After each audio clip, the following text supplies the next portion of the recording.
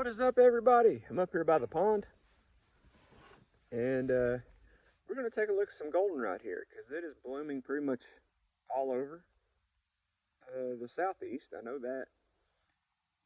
We're technically in northern state, so you could argue that all you want to. Be sure to like the video, comment, subscribe if you haven't, because I've got a ton of other things that I'm going to film. So, we're going to talk about in this video when to know if your goldenrod is blooming, whether or not it's getting towards the end of blooming season, and should you feed your bees now or not feed your bees. Let's get into it. Got three different types of goldenrod here. This big one that you're looking at right here, it's called a giant goldenrod. Now I'm not sure whether that's a giant goldenrod or that's just an extremely well-fed goldenrod. But I've got the southeastern goldenrod, which is starting to turn a dark yellow. It's already blooming. It's already, see how puffy it is down through there? Not a great shot, but see how puffy it is? That means your goldenrod is blooming, producing nectar and pollen. Okay. I've got here, let's see if I don't fall off the tractor. This one right here, it's called a northern goldenrod or a Canadian goldenrod. It hasn't started blooming yet. It actually needs colder temperatures down to about 50 degrees throughout the day to actually bloom. Now I've got some of it that's kind of cross-pollinated here that has started blooming but hasn't gone into full bloom yet, which is okay, it's fine. Cross-pollination does happen during in nature, I should say. A lot of people are afraid of the GMOs, which, you know, I don't like the man-made GMOs, but if it occurs naturally like it does here, I'm fine with it. I don't care. These over here, they're more shaded, so they haven't got the ability to actually produce flowers yet because they need sun. Where these over here are in full sun, so they can actually produce flowers a lot earlier than these over here. It's kind of weird. But there are two things that you need in order to produce nectar. Now, some of y'all might argue, no, there's three things you need. You need fertility, you need photosynthesis, and you need water. Frogs. And we'll get into that. Now, yes, fertility is good. If you have good soil, then you can produce a lot more flowers. You can produce a lot more pollen and nectar for your bees. Now, you need rain and you need CO2. Okay.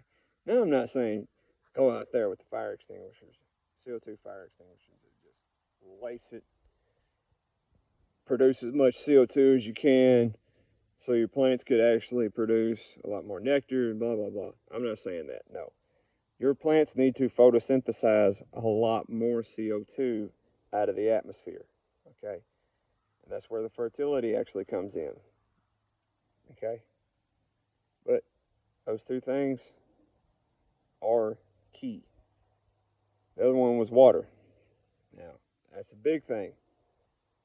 We didn't get very much rain during June and July, okay? That's a problem because June, July is when the goldenrod actually starts to grow a little bit around here, okay? So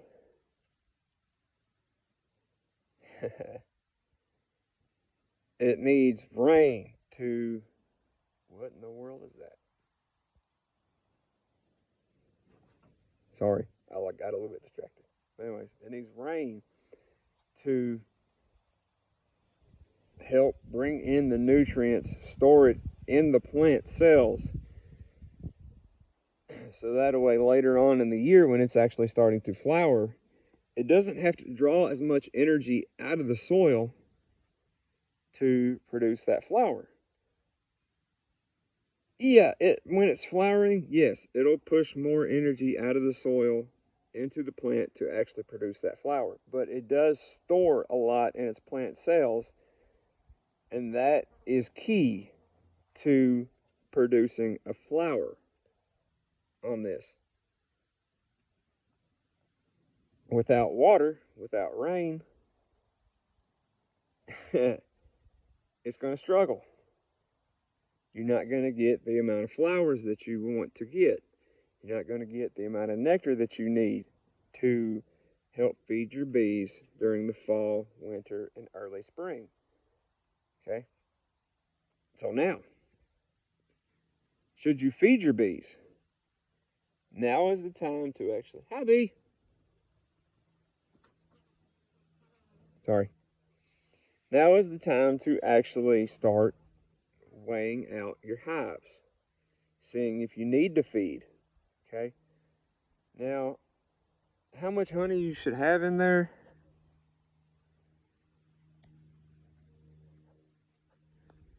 How much honey you should actually have in there is about 50 pounds. And this is depending on where you live. Okay? If you live in the deep south, you can probably get by with 20, 30 pounds. If you live up in the far north, you're going to need a lot more than that. But here's a little trick that we use. Okay? I use it, some other beekeepers use it. We use the mountain camp method. Okay? Which is basically you take newspaper, you put it on the top bar of your hives, you dump a bunch of sugar on that hive, okay? And then you cover it. You can either put a super, you can put a feeder shim. I personally use supers because that's what I got. Okay. And you cover that hive. Now, you want to do this on roughly about half your hive, half the top of the hive, okay? And this allows the airflow to actually go up into your either top box or your feeder shim, whatever you're using.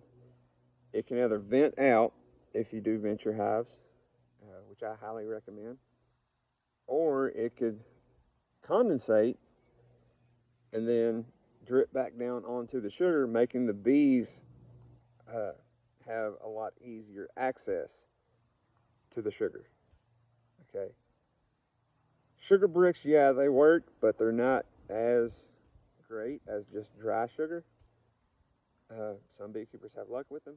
You know, hey, try it out. That's all I'm saying. I personally don't have any luck with them or any experience with them. I use dry sugar. Pour it on top of the hive, close up the hive, done. Okay. Now, that's if your bees are light. If you're heavy, then you can use the mountain camp method. Because sometimes your bees are going to go through a lot more honey than you expected. So, big hives require a lot of feed. What we find, and a lot of what Greg Burns finds up at Nature's Image Hive, Nature's Image Farms, not hives, finds that during those warm days, you know, those days where it's above 50 degrees, I see it above 45 sometimes, is they will often go to the sugar okay, and eat on the sugar and leave the honey behind as like an insurance policy. That does happen. That is a good thing. That means come April, May, whenever the red buds start blooming, you can actually pull frames that are full of honey. Okay, extract that. Keep it if it's a wildflower honey. If you've been feeding sugar water or a 2-to-1, extract that. Throw that back into the hives. Let them build out some new comb. Or if you don't want them to build out new comb, put those combs back in there and put those combs you extracted back in there. Let them use that, but also still feed them the honey that you've extracted to help build brood. Okay, that's pretty much it for this video. See y'all in my next one.